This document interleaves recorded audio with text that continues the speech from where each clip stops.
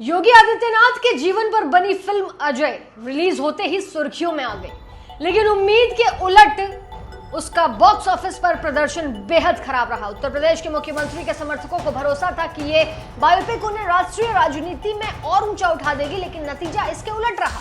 Release के पहले ही दिन ये फिल्म मुश्किल से 1 लाख रुपए कमा पाई और दर्शक सिर्फ कुछ ही संगठित समूहों, एक समिति तक रह गए।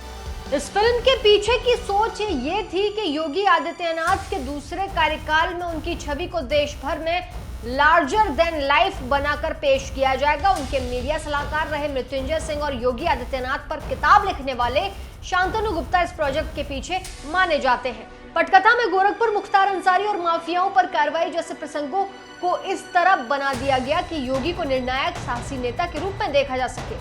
पार्टी के भीतर भी ये चर्चा थी कि जब नरेंद्र मोदी के बाद नेतृत्व की बात होगी तो योगी को प्रमुख दावेदार के रूप में पेश किया जा सकेगा।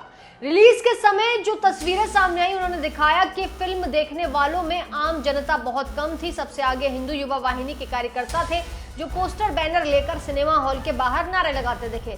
कुछ जगहों पर क्षेत्रीय महासभा जैसे संगठन भी दिखे, लेकिन छोटे शहरों से लेकर योगी के प्रभाव वाले इलाकों तक में भीड़ नहीं जुटी। ना तो राज्य के मंत्री और विधायक खुलेआम हॉल में दिखे, ना ही खुद मुख्यमंत्री की कोई तस्वीर आई। जो माहौल बनाया गया था वह हवा हवाई साबित नजर आया। बता दें कि इतना बुरा हश्र क्यों हुआ, यह अब बड़ा सवाल है। राजनीतिक विश्लेषकों का कहना है कि फिल्मों या डॉक्यूमेंट्री के जरिए किसी नेता की छवि को तुरंत नेशनल ब्रांड बनाना आसान नहीं होता। ये तभी असरदार होता है जब जमीनी हकीकत भी उस छवि को पुष्ट करे। उत्तर प्रदेश में योगी सरकार के सामने जातीय समीकरण, अपराध और भ्रष्टाचार जैसे मुद्दे बने हुए हैं। ब्राह्मण, ठाकुर, यादव, निषाद, राजभर, कुर्मी हर समुदाय में खींचतान है। करनी सेना का उपद्रव, घोटालों के आरोप, मंत्रियों की शिकायतें, ये सब एक ऐसा वातावरण बनाते हैं जिनमें निर्दोष और निर्णायक नेता का नैरेटिव कमजोर पड़ता है। इतना ही नहीं, इसके साथ ही योगी आदित्यनाथ की लोकप्रियता सर्वेक्षणों का भी यही पैटर्न है। जब देश के सबसे लोकप्रिय मुख्यमंत्री के तौर पर नाम आता है तो वो अक्सर नंबर 1 बताए जाते हैं, लेकिन जब अपने राज्य में लोकप्रियता के पैमाने पर मापा जाता है तो वो कहीं 10वें 11वें पायदान पर होते हैं। यानी जिन लोगों ने शासन को नजदीक से देखा उनकी राय बाहर के दर्शकों से अलग है। प्रचार तंत्रों ने तो जो गुलाबी तस्वीर पेश की वो स्क्रीन पर टिक ही नहीं पाई। फिल्म को लेकर सेंसर बोर्ड में भी सवाल उठे थे। जब इसे रोका गया तो पूछा गया कि क्या मुख्यमंत्री की सहमति है।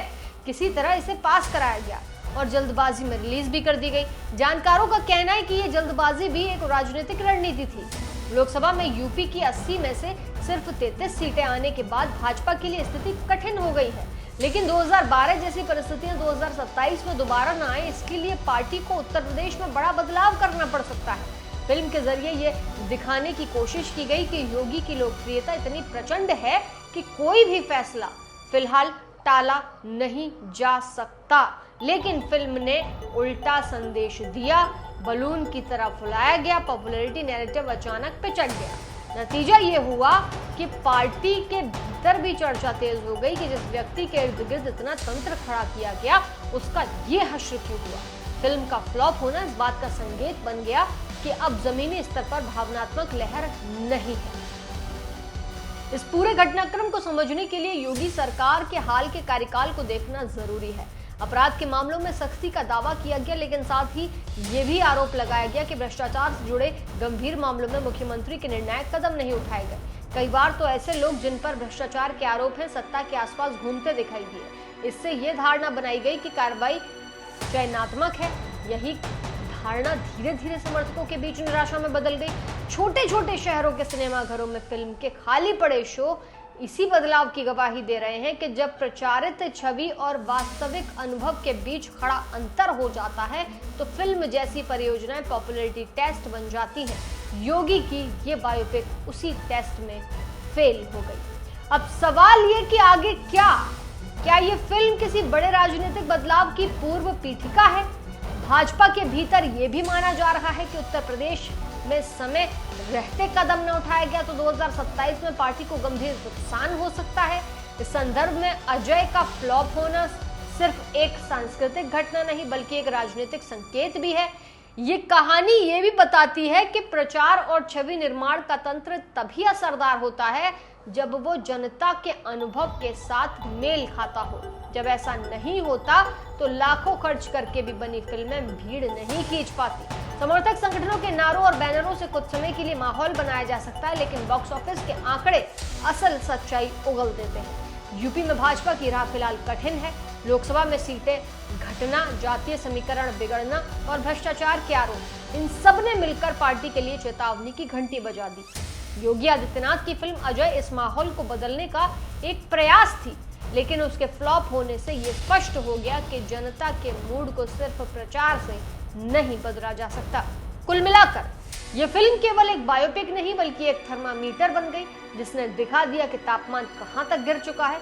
अजय के फ्लॉप होने का मतलब ये नहीं कि योगी आदित्यनाथ का राजनीतिक सफर खत्म हो गया, लेकिन ये जरूर है कि पार्टी और सरकार के भीतर अब रणनीतियां नए सिरे से बनेंगी। वो बलून जो फुलाकर दिखाया गया था उसमें से हवा निकल चुकी है, और यही बात आने वाले महीनों में होने वाले फैसलों को आकार दे सकती है। इसीलिए अजय का फ्लॉप होना केवल बॉक्स ऑफिस की खबर नहीं बल्कि उत्तर प्रदेश और भारतीय जनता के बदलते समीकरणों का एक संकेत भी है, जो ये बताता है कि बिना जमीनी समर्थन के बनाए गए नेता के करिश्माई ब्रांड टिकाऊ नहीं होते। और यही वो संदेश है जिसे भाजपा, योगी आदित्यनाथ और उनके समर्थकों को अब समझना होगा। फिलहाल आपकी क्या राय है इस पर कमेंट सेक्शन में जरूर बताइएगा।